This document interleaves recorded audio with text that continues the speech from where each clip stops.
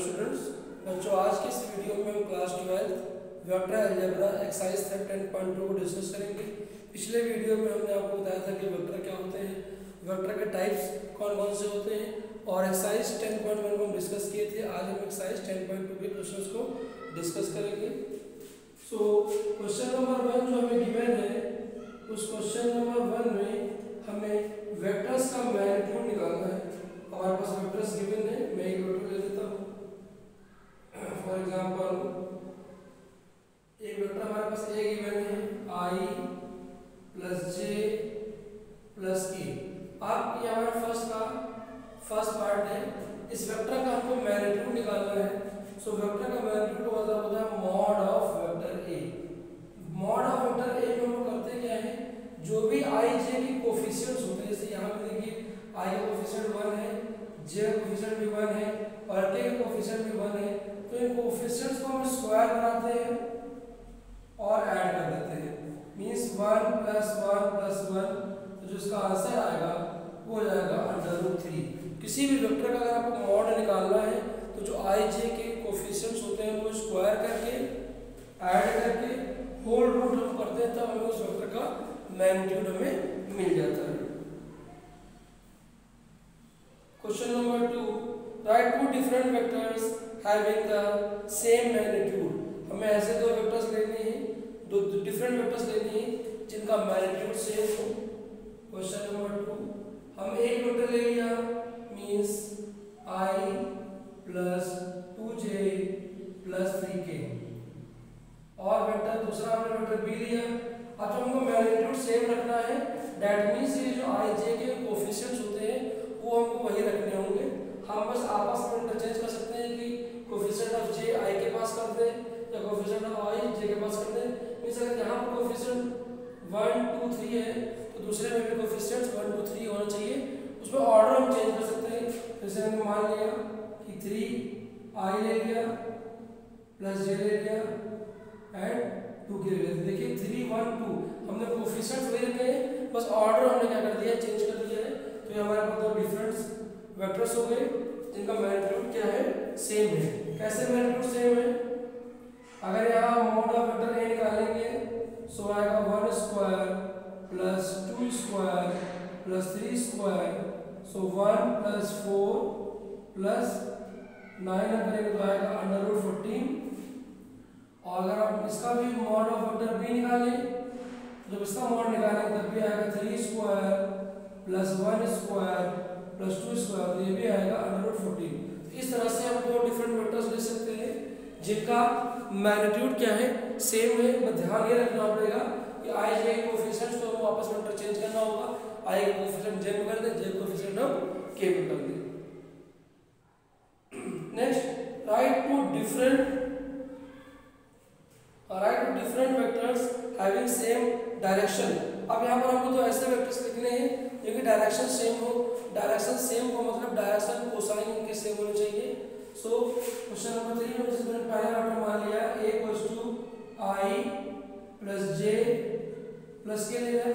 अब इसमें ध्यान रखो, ये रखना पड़ेगा कि i j k के जो मल्टीपल्स होंगे, coefficients of i j k के जो मल्टीपल्स होंगे वो क्या होने चाहिए, वो सेम होने चाहिए। जैसे मान लीजिए एक वेक्टर मैंने ले लिया i j k और दूसरा वेक्टर ले लिया मैंने यहाँ पर 2i 2j and 3k।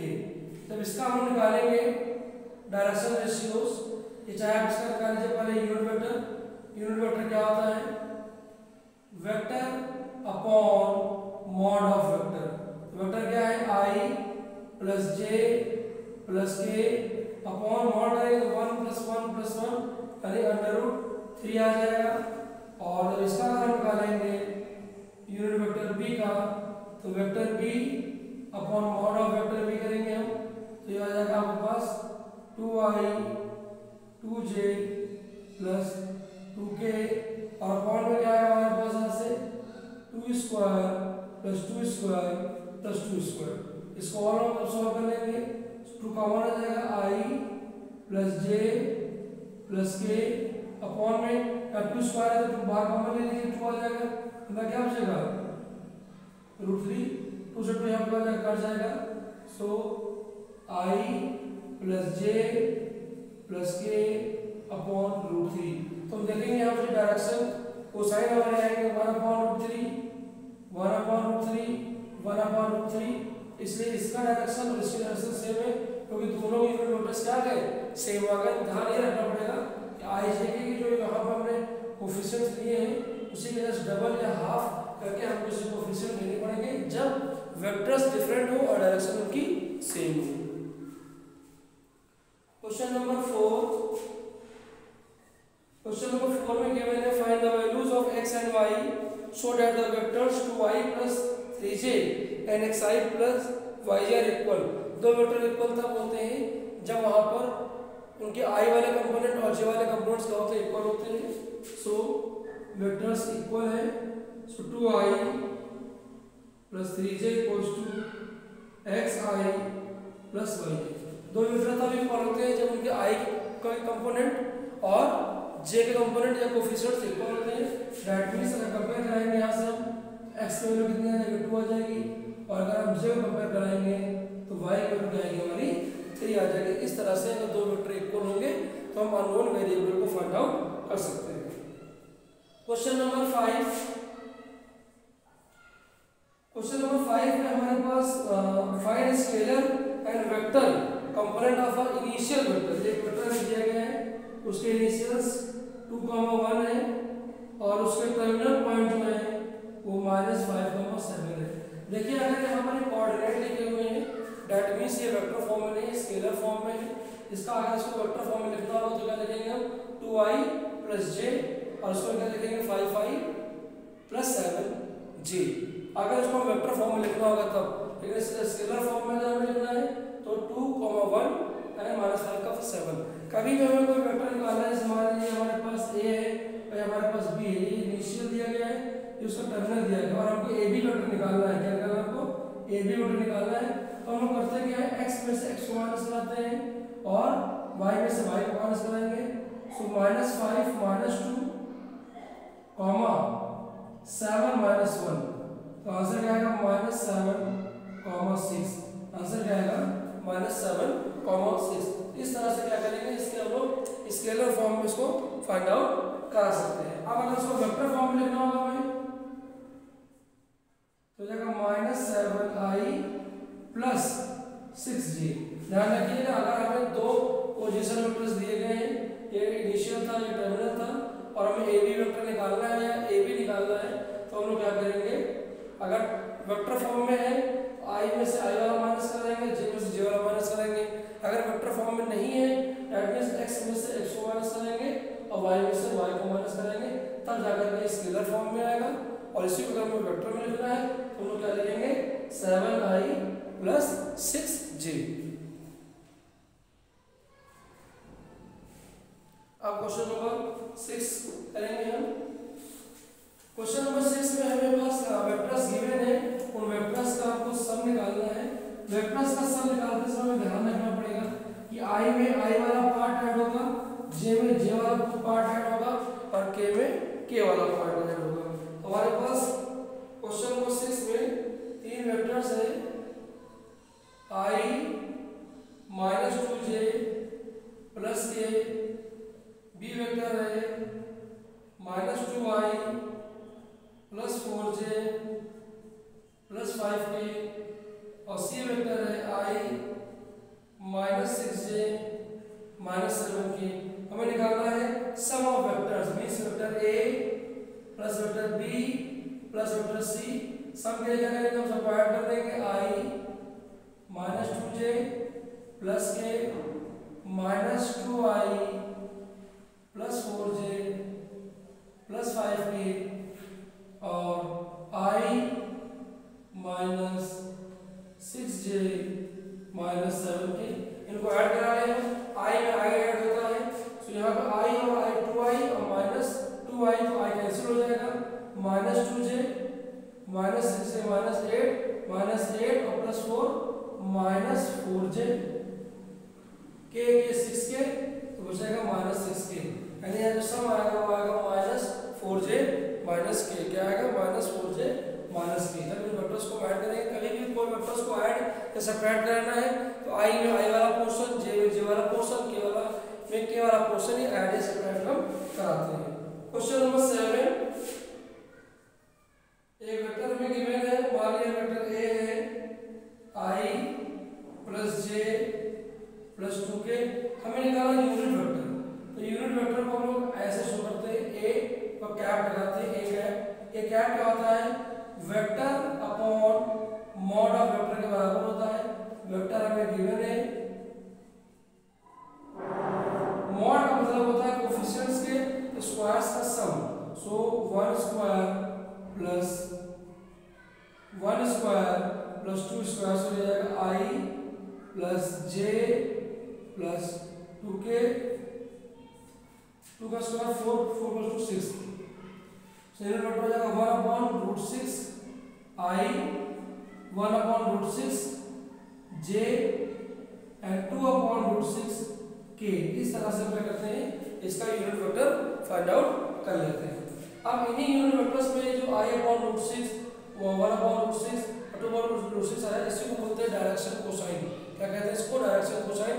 cos alpha, cos beta, cos gamma, या इसको हम लोग L11 भी कहते हैं। क्वेश्चन नंबर 8, क्वेश्चन नंबर 8 में हमें यूनिट वेक्टर निकालना है direction of P Q, where P and Q given है। पी गिवन है 1 2 3 और क्यू गिवन है 4 5 6। तो P का मतलब हो गया OP वेक्टर, पोजीशन वेक्टर। तो इसका लिखेंगे I 2j प्लस 3k, और Q का मतलब हो गया OQ। Q का मतलब हो गया OQ position vector, 4i 5j plus 6k। अब अगर हमें PQ वेक्टर निकालना है तो PQ वेक्टर हम लोग करते हैं, तो बताया था मैंने आपको कि पोजीशन वेक्टर ऑफ Q में से पोजीशन वेक्टर ऑफ हम P माइनस करते हैं।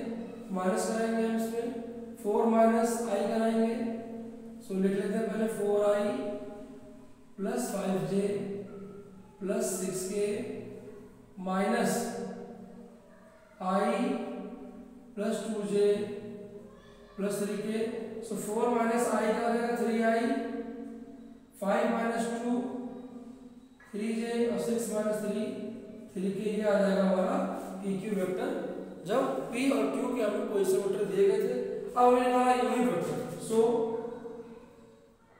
Unit vector of vector PQ, सो क्या आएगा 3i, यहाँ पे पहले फॉर्मूला लिख देते हैं, vector upon mod of vector. So PQ vector upon mod of PQ vector. PQ कितना है 3i 3j 3k, तो मॉड कितना हो जाएगा 3 square plus 3 square plus 3 square, 3 square common ले लेंगे।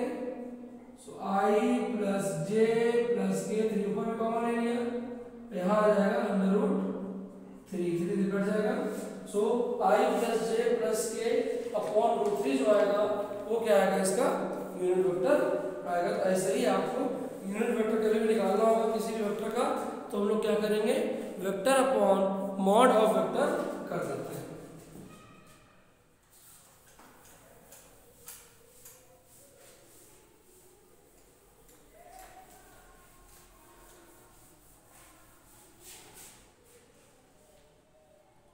क्वेश्चन नंबर 9 में देखिए, वेक्टर ए गिवन है, वेक्टर बी गिवन है। Find the unit vectors in the direction of a plus b. तो जैसे मैंने अभी ऊपर किया, तो पहले आप क्या करिए, vector a plus vector b को ऐड कर दीजिए और फिर ए प्लस बी वेक्टर को उसके मॉड से डिवाइड कर दीजिए, तो आपको यूनिट वेक्टर मिल जाएगा। अब हम क्वेश्चन नंबर 10 डिस्कस करेंगे।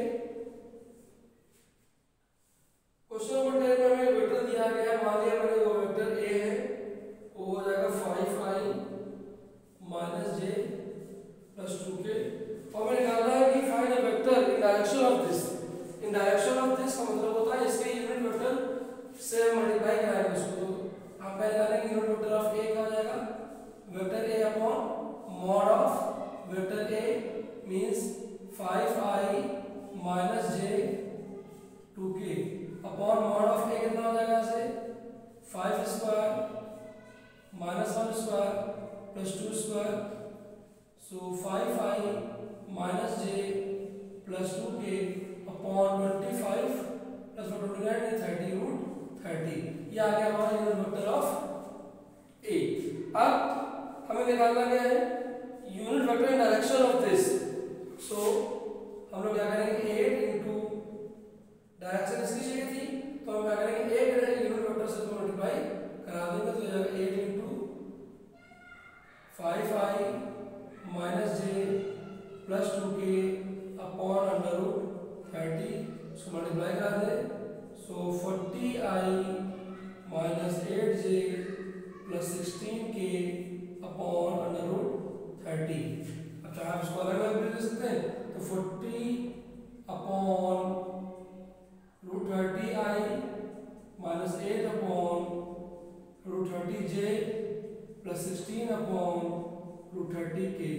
इस तरह से क्या करेंगे कभी किसी भी गिवन वेक्टर के डायरेक्शन में अगर हमें इतनी डिस्टेंस पर कोई यूनिट निकालना है किसी इस वेक्टर के डायरेक्शन में इतने मैग्नीट्यूड के साथ का वेक्टर निकालना है तो जिस वेक्टर के डायरेक्शन में हमें निकालना होगा उसका पहले निकालेंगे यूनिट वेक्टर और उस मैग्नीट्यूड से क्या करेंगे उसको मल्टीप्लाई कर देंगे उस डायरेक्शन में हमको वेक्टर मिल जाएगा। क्वेश्चन नंबर 11 में शो करना है कि दोनों वेक्टर कोलिनियर है।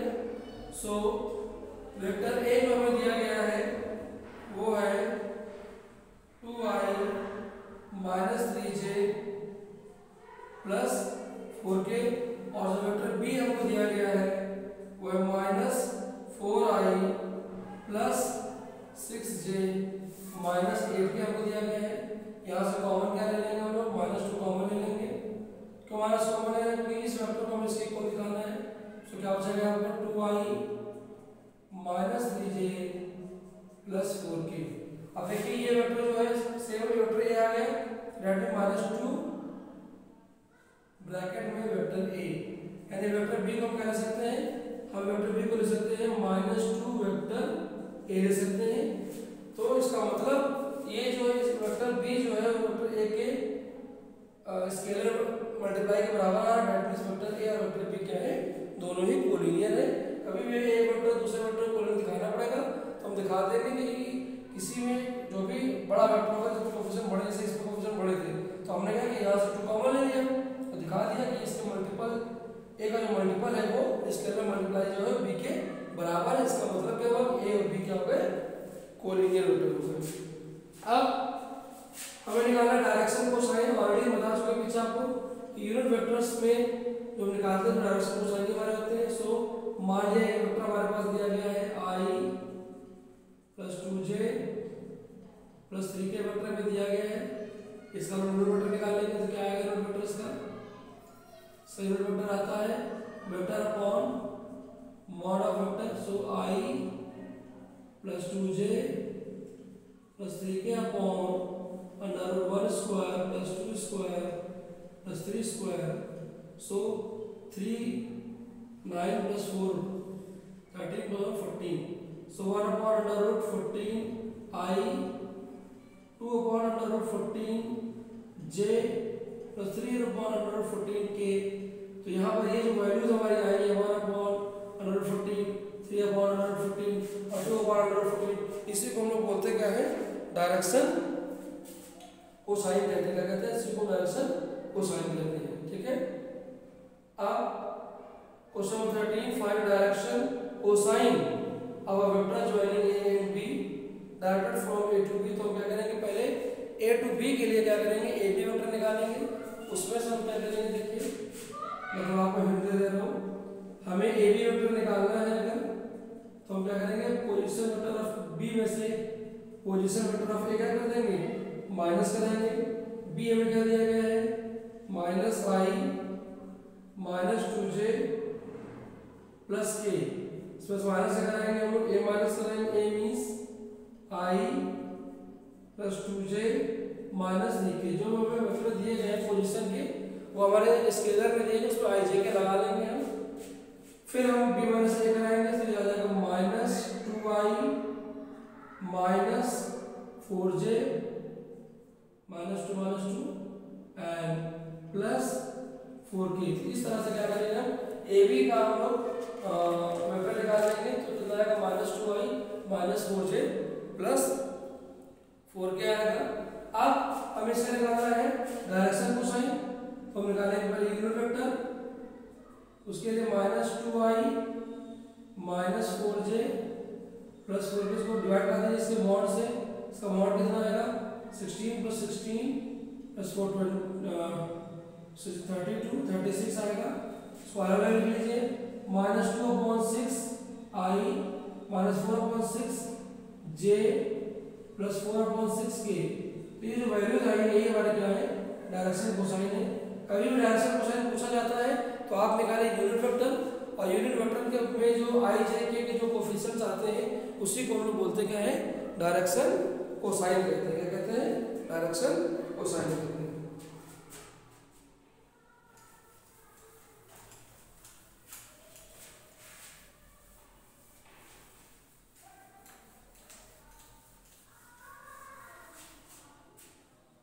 क्वेश्चन नंबर 14 हमें दिखाना है कि इक्वली इंक्लाइंड है OX OY OZ पर।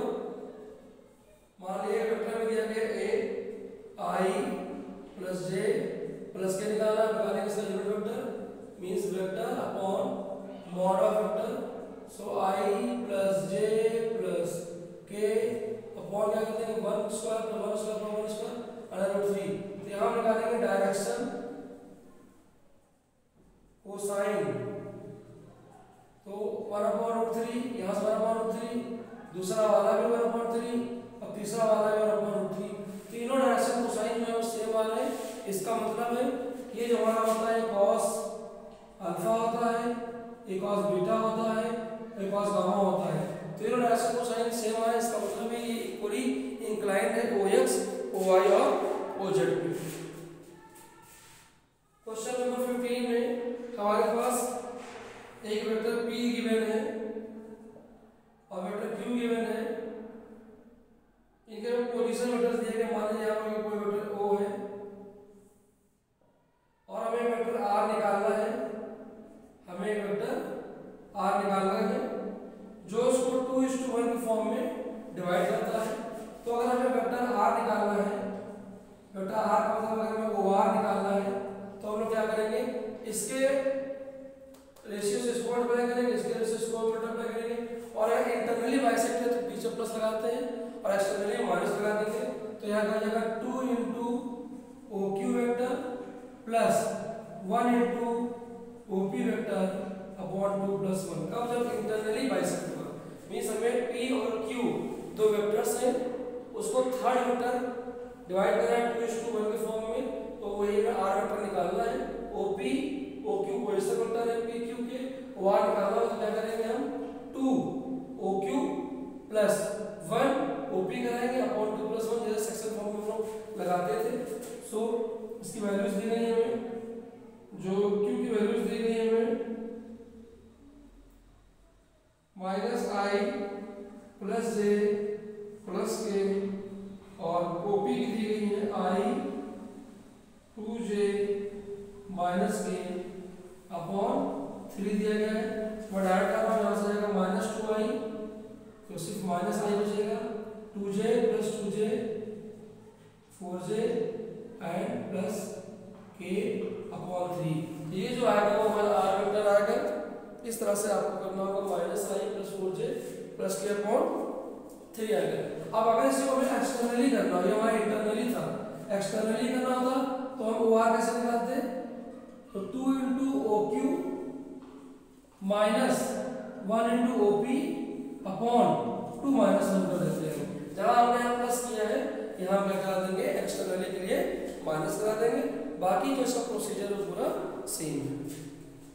Question number 16 find the position vector of a mid point of a joining vector. अब क्वेश्चन नंबर 16 में क्या दिए, दो वेक्टर में दिए गए हैं। एक वेक्टर p है 2, 3, 4 और दूसरा वेक्टर q है 4, 1, -2 दिया गया है। हमें पोजीशन वेक्टर निकालना है मिड पॉइंट का, तो मिड पॉइंट का जो पोजीशन वेक्टर निकालेंगे हम, मिड पॉइंट के लिए पोजीशन वेक्टर निकालेंगे हम, तो हम लोग क्या करेंगे, यहाँ पर p और q दोनों वेक्टर्स को ऐड कर देंगे। That means OP vector plus OQ vector और और बाई 2 कर देंगे तो ओपी में कितना आ गया, यहाँ से आएगा 2i, तो 2i plus 3j plus 4k और q कितना है 4i plus j minus 2k by 2 कर देंगे तो 2 plus 6 6 by 2 3i 3 plus 1 4 4 by 2 2j and 4 minus 2 2 2 by 2 only k। सो ये जो आएगा हमारे मिड पॉइंट का वेक्टर आएगा। तो मिड पॉइंट के लिए क्या करेंगे, हम दोनों पोजीशन वेक्टर्स को ऐड करके हाफ करा देते हैं तो हमें इसका मिड पॉइंट वेक्टर मिल जाएगा कितना 3i plus 2j plus k vector आ जाएगा। लास्ट क्वेश्चन हम डिस्कस करते हैं, क्वेश्चन नंबर 18।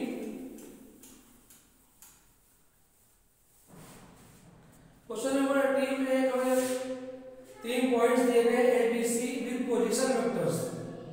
ए का पोजीशन वेक्टर हमें दिया गया है 3i minus 4j minus 4k और बी हमें गिवन है 2i minus j plus k question number 18 and C हमें गिवन है i minus 3j minus 5k।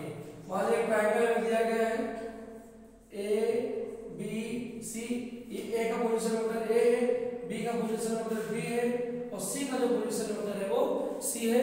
तो हम क्या करना पड़ेगा, हमें प्रूफ करना राइट एंगल। तो इसके लिए पहले क्या करना पड़ेगा, हमें इसकी साइड्स निकालनी पड़ेंगी। तो पहले हम क्या निकालेंगे ए बी के लिए हमें क्या करना पड़ेगा, पोजीशन वेक्टर ऑफ बी में से ए को माइनस करना पड़ेगा।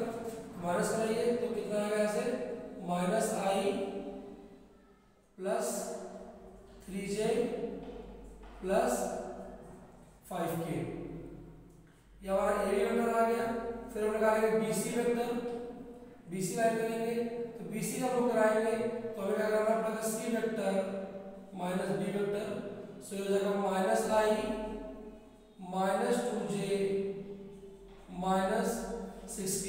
फिर हम निकालेंगे एसी वेक्टर, एसी वेक्टर के लिए हम क्या करेंगे सी माइनस ए वेक्टर करेंगे तो माइनस 2i